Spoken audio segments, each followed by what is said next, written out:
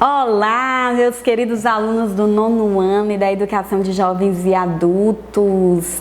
Estamos aqui para mais uma aula de ciências diferenciada, porque hoje nós temos a companhia do nosso intérprete de Libras, Eli, e ele está aqui para acompanhar a nossa aula e incluir todos os alunos na aula de hoje, tá certo? Através da língua brasileira de sinais.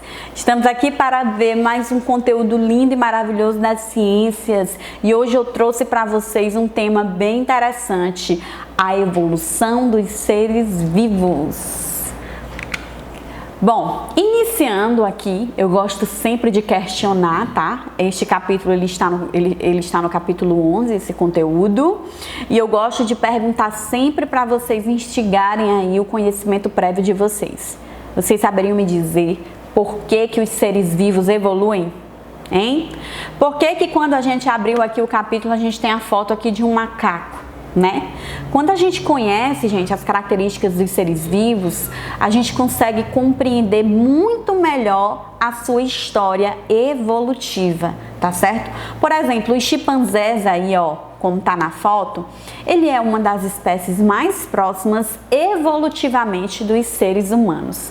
E quando a gente compreende os mecanismos que envolvem a evolução dos seres vivos, a gente entende que nós, seres humanos, não viemos do macaco. Não viemos do macaco. Vocês vão aprender, né, que nós somos parentes próximos. Nós temos algumas semelhanças com relação à evolução, né? Nós temos um ancestral comum, mas a gente não veio do macaco, tá certo? Vocês vão aprender tudo isso na aula de hoje. Vamos lá! Primeiro, para que a gente conheça a história evolutiva dos seres vivos, nós precisamos conhecer sobre os fósseis. Vocês já ouviram falar de fósseis? Fósseis são restos de seres vivos que viveram no planeta Terra, né, há milhões de anos atrás. E quando a gente conhece a história evolutiva desses fósseis, a gente pode encontrar ancestrais, né, que explicam a nossa evolução. E eu trouxe aqui, por exemplo, uma rocha sedimentar que geralmente podemos encontrar nela muitos fósseis. E por que que é muito fácil encontrar fósseis nas rochas sedimentares? Porque as rochas sedimentares, gente, elas são formadas por camadas de sedimentos, tá certo? E aí, à medida que esses sedimentos eles são colocados em camadas, os seres vivos, né, que foram ali vivendo naquela história, naquele momento e vão morrendo, eles vão se depositando nessas camadas. E geralmente seres vivos, né, ou restos de seres vivos, ou impressões digitais de seres vivos que são encontrados nessas camadas, né, eles podem serem mais jovens, como também eles podem ser bem mais antigos, dependendo da camada da rocha onde ele se encontra. Se está numa camada mais externa, significa que ele é um ser vivo mais jovem. Se está numa camada bem mais interna de uma determinada rocha sedimentar, significa que ele é bem mais velho, né? Ele tem uma quantidade de anos aí bem maior.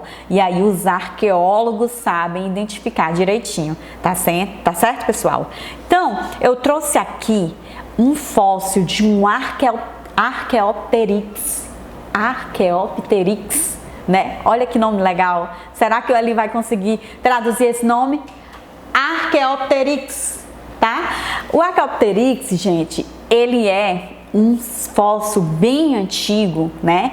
Que ele explica a história evolutiva entre os répteis e as aves. Vocês sabem por quê, gente? Porque ele é um tipo de ave que contém dentes. Vocês já viram aves com dentes? Pois é, dentes quem tinham e quem tem até hoje são os répteis, né? E os répteis, o Archaeopteryx, ele é uma mistura de um réptil com uma ave, justamente porque ele é escamado e ele tem dentes, né? Bem interessante. Eu trouxe a figura, uma figura que não é verdadeira, mas ela é colocada como se o Archaeopteryx ele tivesse essas características aí, tá certo? Para mostrar para vocês, ó, ele tem penas, tá? Mas ele tem características dos répteis, né? Ele tem dentes, tá certo? Então, quando se começa a entender esses elos que nós chamamos de elos de ligação entre um grupo de ser vivo com um grupo de outro ser vivo totalmente diferente, a gente começa a entender que os seres vivos eles vão adquirindo, eu não posso dizer essa palavra adquirindo, mas eles vão evoluindo e se adaptando ao ambiente e adquirindo características que vão os diferenciando uns dos outros, tá?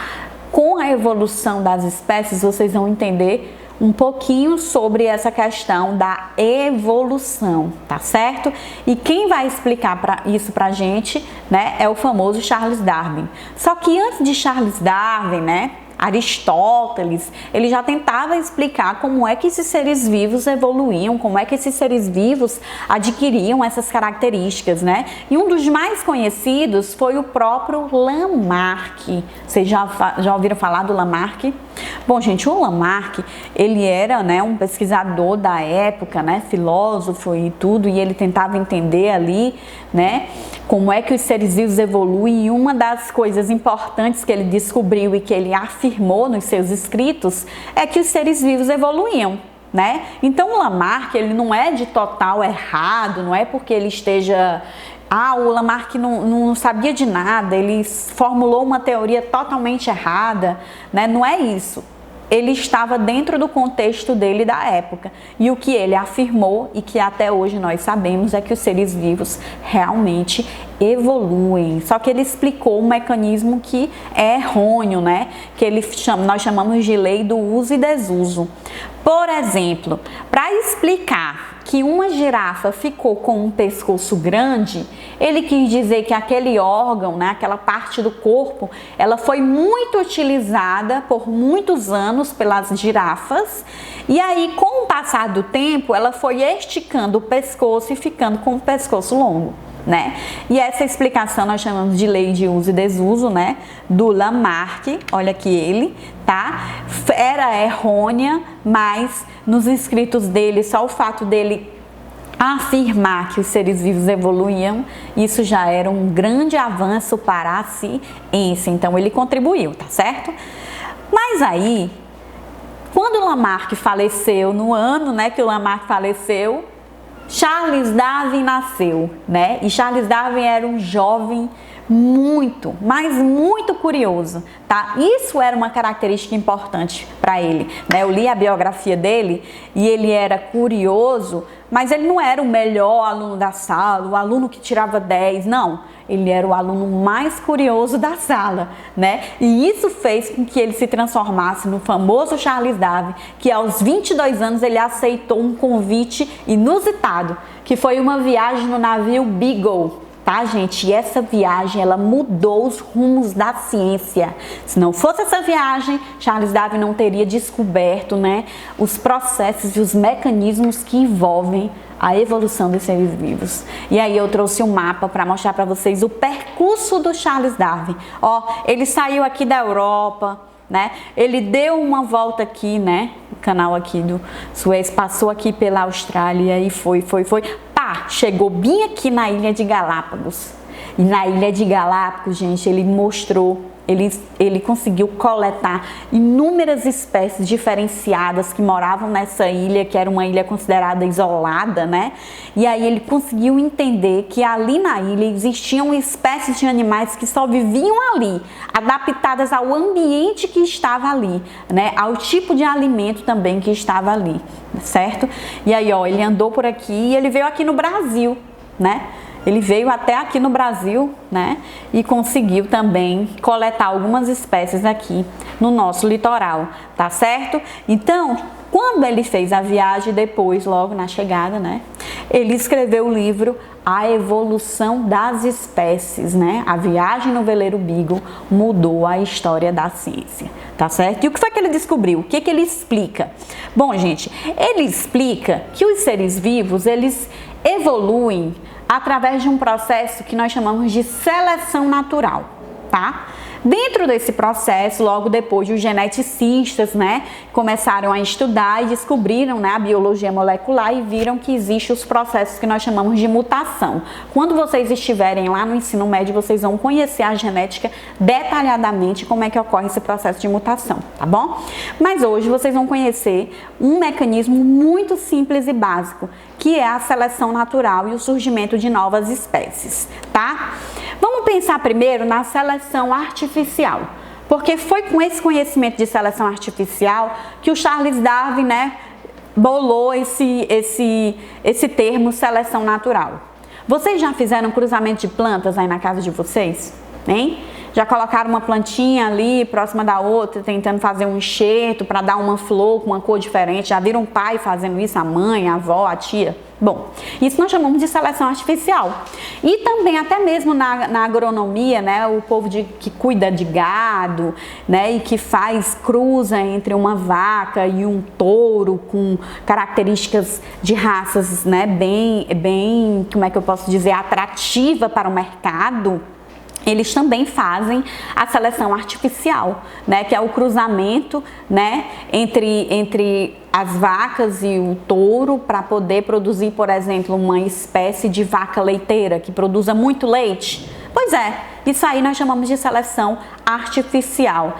Na natureza, a natureza também promove esses mecanismos de seleção. Só que nós chamamos de seleção natural e está baseada nos processos de adaptação dos seres vivos, tá certo? E aí, Charles Darwin disse: os mais adaptados, eles conseguem sobreviver melhor e produzir muito mais descendentes, tá certo? E produzir muito mais descendentes. E aí eu explico para vocês a história aqui desse besouro. Tá? Eu trouxe a história de um besouro. Olha aqui, gente. Esses besouros aqui, eles têm cores diferentes, mas eles são da mesma espécie. E como é que ocorre esse mecanismo de seleção? Vamos supor, um besouro, quando ocorre o cruzamento, ele pode ter vários filhotinhos de besouros, tá certo? Mas às vezes na prole daquele besouro pode surgir um ou outro com cores diferenciadas. Porque a genética, gente, ela é assim. As combinações dos genes é que dão as características dos seres vivos, né? E geralmente os seres vivos, né, eles não são iguais uns aos outros. Eles sempre podem surgir um mais com uma cor mais clara, uma cor menos clara, né? E aí surge essa variedade, tá bom? E aí, gente, dependendo do local, do contexto onde esse besouro vive, ele pode ter mais chance de sobreviver, como ele pode ter menor chance. Se esse besouro, por exemplo, ele nasce com uma coloração mais clara, e aí as plantinhas de onde ele vive são plantinhas mais escuras, vamos supor, é uma suposição, tá? Esse besouro, ele pode não chegar à vida adulta, porque ele pode ser predado facilmente pelas aves, né, ou por outros animais, devido à sua cor se destacar ali no ambiente, na natureza. Então ele não vai produzir ali descendentes, né? E aí ele não vai conseguir aumentar a sua prole e transferir essa característica que ele tem aqui de coloração mais clara, tá bom? E aí, ó, quanto mais claro o besouro nascer, facilmente ele vai ser predado e aí ele não vai conseguir, né, transferir essa característica. E à medida que os anos vão passando, gente, né, esses seres eles vão se adaptando e aí pode ser que essa espécie aqui seja a espécie que tenha mais sucesso num determinado ambiente, tá? E como é que ocorre o surgimento de novas espécies?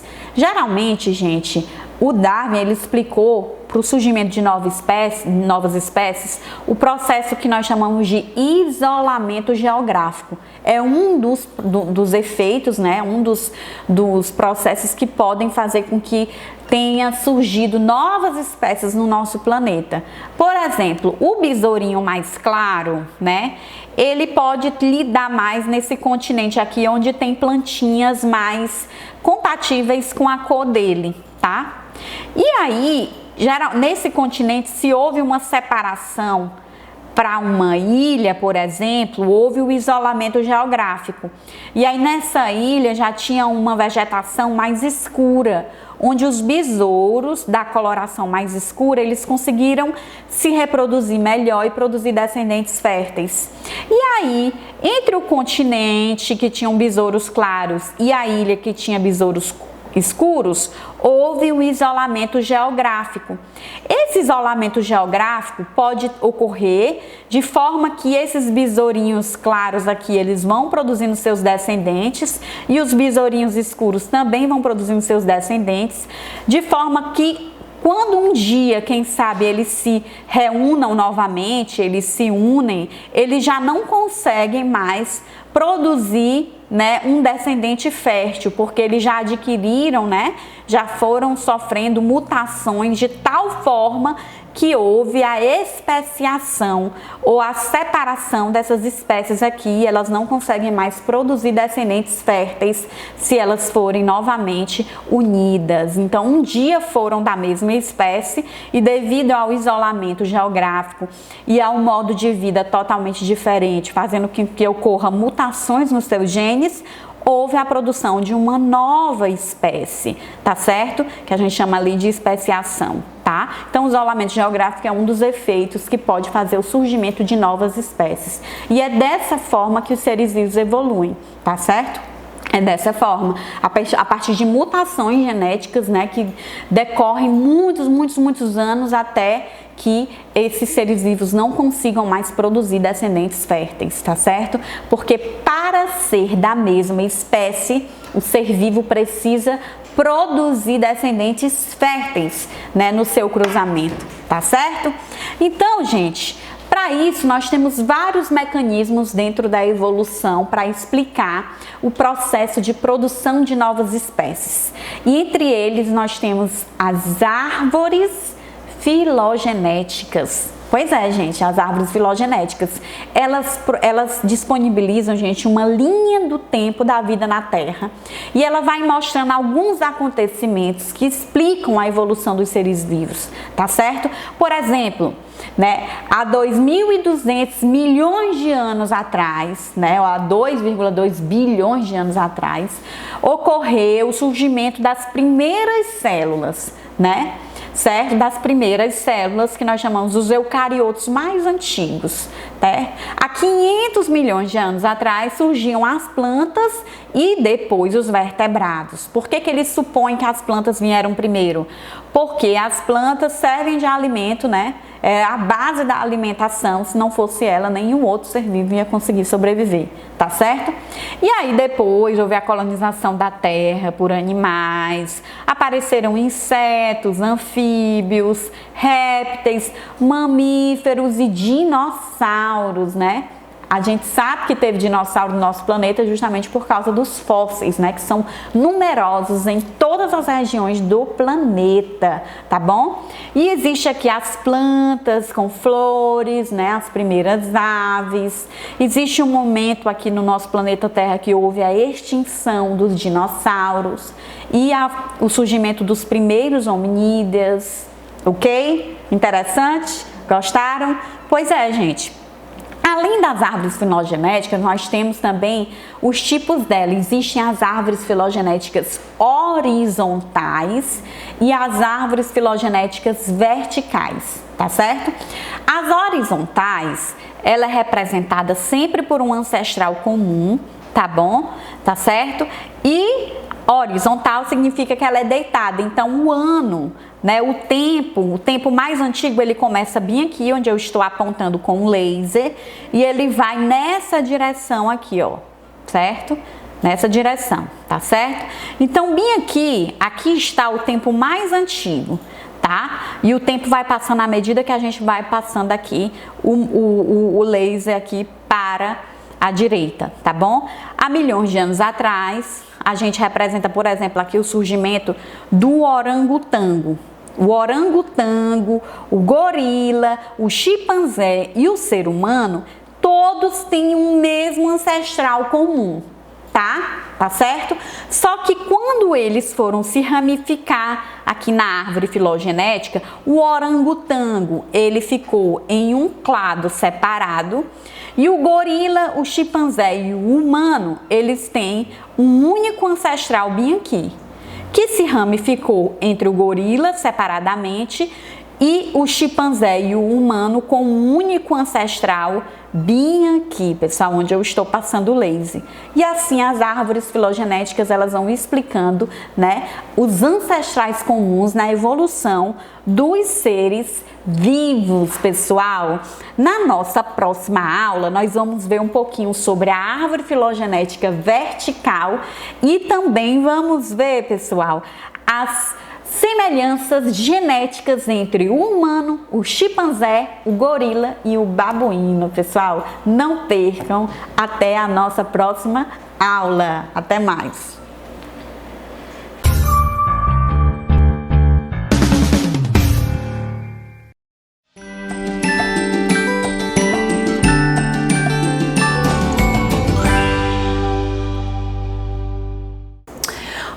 Queridos alunos do 7º ano, estamos aqui mais uma vez para a nossa aula. É isso aí, nossa aula de História, e hoje nós vamos falar sobre a escravidão no Brasil. Sou a professora Francileuda Lopes. Vem comigo? Vamos para mais uma aula. É isso aí, hoje nós vamos falar de um tema muito importante e eu vou iniciar com um poema de Castro Alves. Presa nos elos de uma só cadeia, a multidão faminta cambaleia, chora e dança ali. Um de raiva delira, outro enlouquece, outro que martírios embrutece, cantando, geme e ri. É essa poesia dos Navio Negreiro de Castro Alves. Por que nós iniciamos com esta poesia? Nós vamos descobrir isso agora. Bom, o tema de hoje da nossa aula é para falar justamente sobre a escravidão negra no Brasil. Nós vamos falar, e o que seria esse tema, o que essa palavra escravidão vai traduzir para nós? É a submissão de um indivíduo a outro, independente de sua vontade. Ou seja, quando você é coagido a fazer algo, pela vontade de uma outra pessoa. Isso aí. Então, a escravidão negra no Brasil, ela tornou proporções muito marcantes em toda a história da nossa sociedade. Ficou no imaginário coletivo, muitas referências desse período. Essa escravidão está também vinculada a um outro processo que foi o tráfico negreiro, o tráfico dos negros oriundos da África. E essa foi também uma situação vivenciada pela coroa portuguesa, que a gente vai aqui no decorrer da aula estar falando detalhadamente sobre isso. Então, a primeira coisa que nós vamos perceber é que quando os portugueses chegaram nas terras denominada posteriormente Brasil, eles encontraram aqui os nativos, os povos indígenas, como foram denominados por eles, e a primeira escravidão vivenciada no Brasil foi justamente a escravidão indígena. Os índios foram, no primeiro momento, um processo mais amigável e depois eles foram coagidos a trabalhar para os portugueses de maneira escrava. Obviamente, pelo fato de eles serem considerados selvagens, o tipo de escravidão deles foi mais bruto e muitos morreram em função disso. O processo de integração desses indígenas ao processo colonial no Brasil, pelos europeus, ele também estava muito vinculado a questões tribais. Cada tribo tinha uma forma de reação. E essas reações, elas variavam de tribo para tribo. Por isso que a Maria Regina Celestino de Almeida coloca nas suas citações que a conquista e a colonização portuguesa se deu de maneira diferente no Brasil, dependendo do território que eles desejavam ocupar, justamente por conta disso. Quando eles aqui chegaram, eles trouxeram também uma questão religiosa muito forte, que era a religião católica, que foi colocada aqui como algo muito puro, muito real, e que as pessoas eram submetidas a essa religião considerada obrigatória. Os jesuítas, que eram os padres que vieram com os portugueses e que implementaram aqui a religião católica, eles fizeram um processo denominado catequese, que era justamente trazer o índio da religião que ele ocupava para a religião católica. E para isso houve um processo histórico denominado as entradas e as bandeiras, que eram justamente que surge a história dos bandeirantes a partir daí, que eram esses homens que vinham fortemente armados, que iam desbravar as matas do Brasil, invadir as tribos e colonizá-las e trazer como território próprio para os portugueses.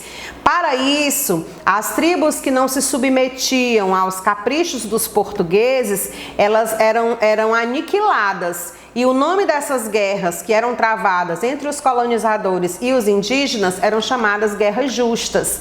Essa guerra justa era considerada justamente nisso. Não se submetiam ao processo, eram exterminados, eram queimadas todas as aldeias, os índios eram mortos, era realmente um genocídio e era algo muito, muito, muito doloroso para os povos que habitaram essas terras. Muitas tribos foram dizimadas, né, em função dessa questão. E por conta de tudo isso, os portugueses também, obviamente, tiveram suas perdas, né? É que surge, então, o chamado tráfico negreiro, que é quando, em 1549, vai se concretizar essa escravidão negra no Brasil. Porque esses povos que vinham da África, que eram trazidos, traficados na África, a gente sabe que tráfico é justamente algo ilegal, né? Algo que não está dentro do processo de leis, é algo que vai infringir as leis. Então esses povos eram trazidos da África para o Brasil porque eles eram mais dóceis e também porque eles não tinham conhecimento das terras. Diferente dos índios que habitavam as terras, que tinham total conhecimento das terras, os negros que vinham da África não tinham nenhum conhecimento das terras do Brasil. Então, eu estou trazendo aqui para vocês um desenho, uma maquete do que seria um navio negreiro, né? Como é que eles vinham. Observem aqui nessa lateral que existe uma quantidade de pessoas enfileiradas, uma ao lado da outra. Era assim que os negros eram transportados dentro dos navios negreiros. Esses navios negreiros, eles recebiam uma outra denominação, que eram tumbeiros, justamente pela quantidade exorbitante de pessoas que morriam dentro desses navios, pelas más condições, porque a quantidade de alimentação era muito escassa, a quantidade de água a qual eles eram submetidos era mínima mesmo. O transporte, a aglomeração muito grande de pessoas num espaço pequeno, quente. Então tudo isso, e a viagem era longa. Então tudo isso fazia com que essas pessoas morressem durante a viagem. E esses navios negreiros aí da terminologia negros, né, que transportava negros, também eram denominados tumbeiros. Tumba, lugar de morte, né? Então os tumbeiros significavam justamente isso. Trouxe também uma outra maquete para vocês compreenderem a divisão, né? Embaixo vinham as mercadorias da África, dentre elas também mercadorias ilegais. Tinham os negros na segunda parte, né, do barco, e lá em cima no convés também vinham negros pegando o sol constante lá naquela área, né, exposta. Então seria mais ou menos essa maquete também de um navio negreiro ou de um tumbeiro daquela época. O tráfico de escravos oriundos justamente da África foi fomentar também a economia no Brasil. Por quê? Escravidão nos remete a trabalho sem remuneração. A pessoa escrava tem um dono, né? E esses africanos, ao chegarem no Brasil, eles iriam ser explorados nas diversas áreas. Vou citar aqui para vocês como é que se dava esse processo do tráfico. O tráfico, ele tinha um planejamento. Os negros, eles eram considerados mercadorias.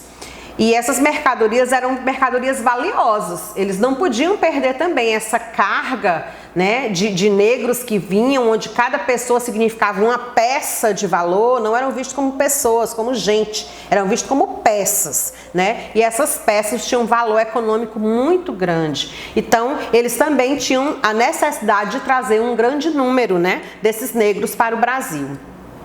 Aqui eles eram colocados em feiras, em mercados, e eram vendidos pelos traficantes para os fazendeiros, para os grandes proprietários de terra, para que eles pudessem então usufruir desse trabalho escravo. Aí obviamente que o valor de cada negro ia ser medido pela o seu porte físico, pela saúde, pela idade, etc, etc. Então, num dado momento, o mundo abriu os olhos para a proibição do tráfico. E nessa proibição, Portugal, obviamente, criou estratégias, mesmo tendo patrulhas inglesas para que isso não ocorresse, mas Portugal, por muitos e muitos anos, praticou o tráfico de negros para o Brasil. Quais seriam essas rotas que esse tráfico fazia assim esses negros entrarem no Brasil? As rotas eram muitas. Eu trouxe aqui um mapa para vocês compreenderem o fluxo e como se davam essas rotas de entradas no Brasil. Observem que não só no Brasil, mas no restante do mundo também tinha essa escravidão, só que numa proporção menor. Aqui no Brasil vinham negros de todas as partes da África, e aí essas setinhas lilás justamente para mostrar para vocês como é que se dava essa entrada aqui no Brasil.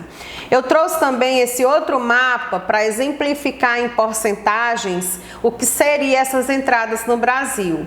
Como eu já disse anteriormente, vinham de todos os cantos da África. Então, 1% vinha do norte da África, 32% vinha da África Ocidental e 58% vinha da África Centro-Ocidental, 1% da África Oriental, 5% da África do Sudeste da África e 1% do Sul da África. Ou seja, vinham de todos os cantos, de proporções menores a proporções maiores, mas vinham de toda a África. E vocês sabem que a África é um continente muito misto, então lá muda muito as linguagens, as formas de cultura, os dialetos próprios de cada região. Então no Brasil esses negros entravam para diversas cidades do Brasil, diversos estados. E uma das regiões onde mais fortemente houve a entrada desses negros no Brasil foi a região Nordeste, a região Sudeste, Centro-Oeste e Sul. No Norte a quantidade foi menor, né? Até pela grande povoação de indígenas lá. Mas essas outras regiões houve uma proporção muito grande de entrada de negros africanos no Brasil. Também em decorrência da proximidade com o Atlântico, né, a região litorânea, onde se instalaram boa parte das capitais do Brasil. Houve ou não resistência desses negros? Houve. A resistência é o quê? A oposição, é uma reação, é a recusa a essa submissão à vontade do outro. Só que essa resistência, diferente dos indígenas, foi em proporção menor. Por quê? Porque eles foram roubados de suas terras, tragos para o Brasil de maneira terrível. Aqui eles passaram por situações muito humilhantes, muito sofridas, e a gente vai acompanhando aqui no decorrer da nossa aula como foi que se deu esse processo da escravidão negra africana no Brasil. Eles queriam o quê? Eles queriam uma liberdade. E o que é essa liberdade? É justamente essa faculdade de escolher o seu caminho, de saber como trilhar o seu próprio caminho. Era isso que eles queriam. Quem não quer liberdade? Todos nós queremos, né? Esses povos também queriam. E a vida deles aqui ao chegar justamente foi essa oposição a esse processo de liberdade, já que eles foram viver o contrário de tudo isso, que foi a escravidão. Como era que era essa vida? Bom, existiam âmbitos e espaços que os negros ocupavam. Existiam os negros que trabalhavam dentro da Casa Grande, que inclusive tem um livro do Gilberto Freire chamado Casa Grande Senzala, que vai justamente falar sobre isso, sobre o dia a dia, o cotidiano dos negros dentro da Casa Grande e também na senzala.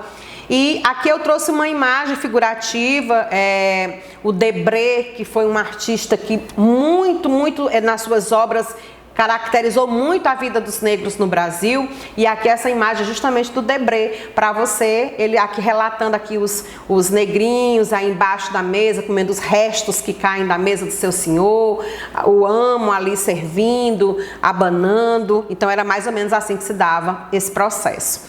As amas de leite, que também era uma realidade no Brasil, porque geralmente as mulheres portuguesas, elas não davam leite, eram mulheres fraquinhas. E as negras, elas tinham leite de maneira abundante, que alimentava justamente o filho do Senhor. Essas amas de leite, elas moravam na casa grande, né? E elas serviam os filhos dos seus senhores aí, dando o leite materno para eles, né? Até grandinhos eles cresciam reconhecendo ela como sendo a mãe de leite, como a gente conhece aqui na nossa região. Então, essa outra imagem, para vocês compreenderem, ela é de domínio público, né? Eu tirei da internet. Essa imagem retrata de maneira bem plausível o que seria o cotidiano dos negros dentro do engenho, dentro da casa grande, dentro da senzala, nas mais variadas funções nas quais eles eram submetidos a trabalhos, desde trabalhos pesados a trabalhos manuais, a trabalhos domésticos, etc, etc.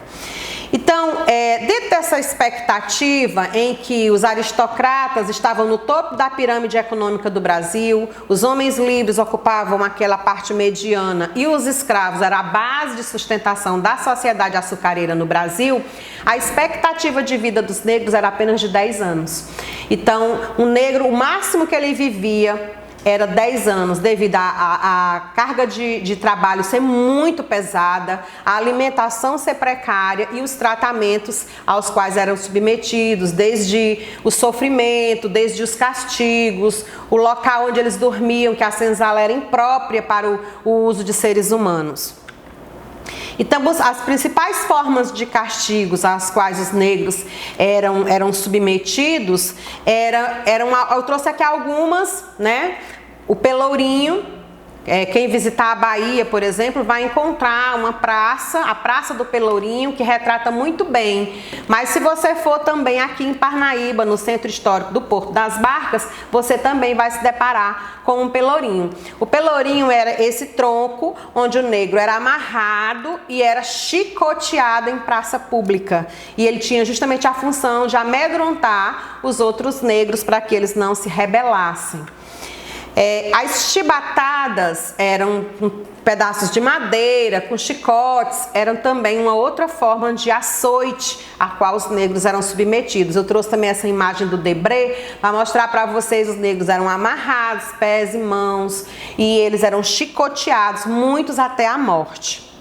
Uma outra forma era a máscara de Flandres, que era colocado no rosto dos negros para que eles não pudessem se expressar e nem se alimentar. Então eles precisavam comer e beber por esses furinhos que você está vendo aí nessas máscaras. Os negros que se rebelavam, todos eram submetidos a castigos terríveis. Outra forma de castigo eram os grilhões, que eram essas algemas de ferro com bolas de ferro que impediam que o negro pudesse se locomover. E a marcação com ferro em brasa era uma outra forma também de castigo cruel ao qual os negros eram submetidos. Queria dizer para vocês que eu estou aqui hoje caracterizada, me vesti como realmente eu sou, uma negra que ama sua cor, que ama essa descendência desse povo. Eu sou uma afrodescendente e eu queria dizer para vocês que vidas negras importam e que nós todos devemos ser contra o racismo, que o racismo é um grande mal para a humanidade, que ele machuca muitas pessoas, que ele fere muitas pessoas. E que muito embora você, brasileiro, que tem a sua pele clarinha, você sabia que você não é branco? Exatamente, nós brasileiros somos um povo miscigenado, ou seja, um povo misturado. Então, por mais que a cor da sua pele seja claro, saiba que você pertence a 3 troncos civilizatórios: os negros, os brancos e os indígenas. Então você é um miscigenado, você é um brasileiro. Não precisa ser negro para lutar contra o racismo, só precisa ser humano. Um bom dia a todos vocês e até a próxima aula. Super beijo, vou ficando por aqui.